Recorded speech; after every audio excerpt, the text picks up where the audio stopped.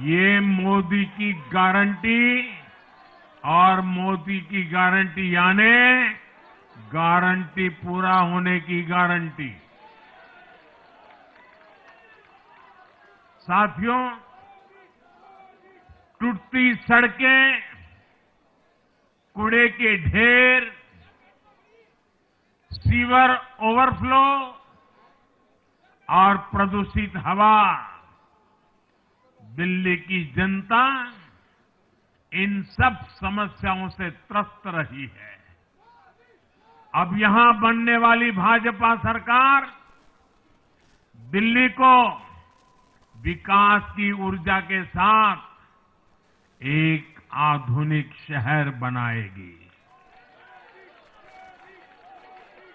साथियों, पहली बार दिल्ली एनसीआर के हर प्रदेश में बीजेपी का शासन आया है। आजादी के बाद ये पहली बार हुआ है। राजस्थान में, यूपी में, हरियाणा में, ऐसे पड़ोस के हर राज्य में भाजपा की सरकारें हैं। ये बहुत ही सुखद संयोग है। जरा इनको नींद आ रही है, तबीयत खराब है, जरा डॉक्टर देख लीजिए। इस कार्यकर्ता को पानी पिला दीजिए, शायद तबीयत ठीक नहीं है, इनको जरा संभालिए। हाँ, नहीं, वो थोड़े अनईजी लग रहे हैं। हाँ, पानी पिलाइए, थोड़े अनईजी लग रहे हैं।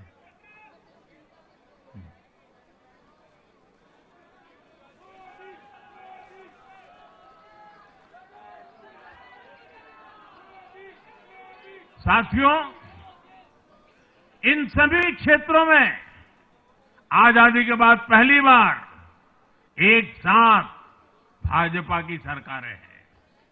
इस एक संयोग से दिल्ली और पूरे एनसीआर में तरक्की के अनगिनत रास्ते खुलने जा रहे हैं।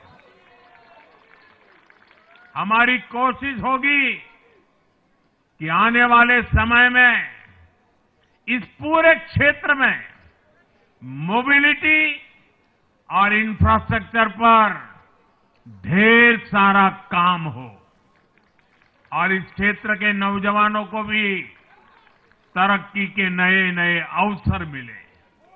साथियों, हम देख रहे हैं आज देश तेजी से शहरीकरण की ओर बढ़ रहा है। पहले के समय की सरकारों ने शहरीकरण को बोझ माना, इसे चुनौती समझा। उन लोगों ने शहरों को सिर्फ पर्सनल वेल्थ कमाने का जरिया बना दिया। लेकिन मेरा मानना है, अर्बनाइजेशन एक अपॉर्चुनिटी है। अर्बनाइजेशन गरीबों को, वंचितों को सशक्त करने का भी एक माध्यम है। दिल्ली भारत का गेटवे है और इसलिए इसे देश का सर्वश्रेष्ठ अर्बन इंफ्रास्ट्रक्चर मिलना ही चाहिए।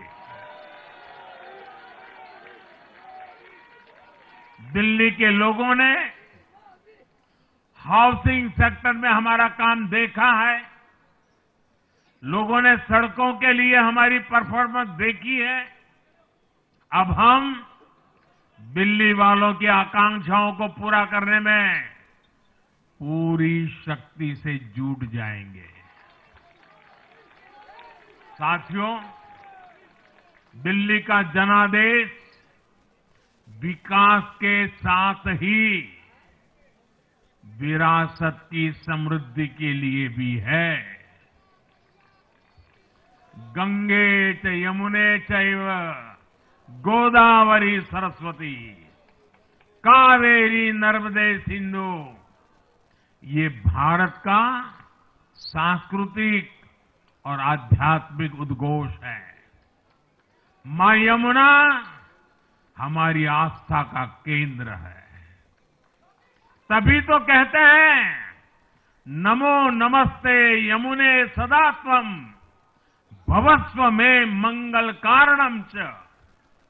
हम लोग हमारा सदा मंगल करने वाली यमुना देवी को नमस्कार करते हैं। लेकिन उसी यमुना जी की इन लोगों ने कैसी दुर्दशा कर दी।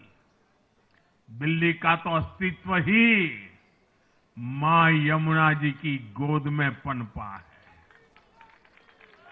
दिल्ली के लोग यमुना जी की इस पीड़ा को देखकर कितना आहत होते रहे हैं, लेकिन दिल्ली की आपदा ने इस आस्था का अपमान किया। दिल्ली की आपदा ने लोगों की भावनाओं को, उनकी आस्था को पैरों तले कुचल दिया। अपनी नाकामी के लिए हरियाणा के लोगों पर इतना बड़ा आरोप लगा दिया। साथियों, मैंने चुनाव प्रचार के दौरान संकल्प लिया है कि यमुना जी को हम दिल्ली शहर की पहचान बनाएंगे।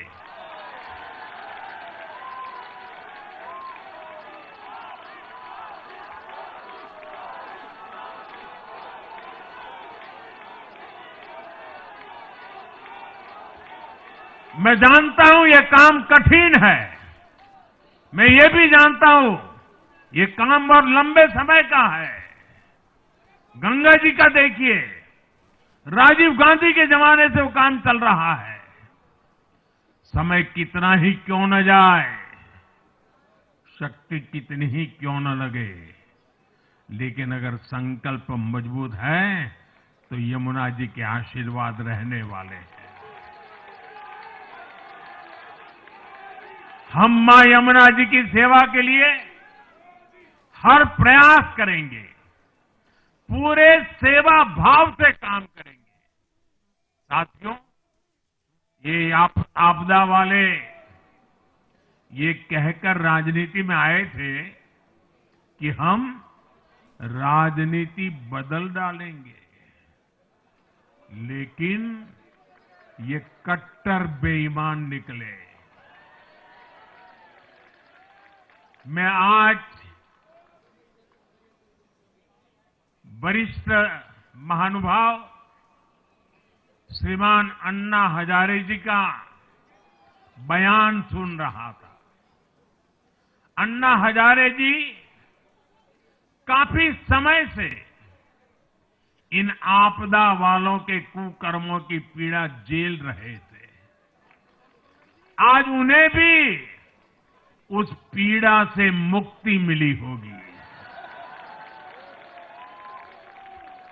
साथियों, जिस पार्टी का जन्म ही भ्रष्टाचार के विरुद्ध हुए आंदोलन से हुआ हो, वही भ्रष्टाचार में लिप्त हो गई।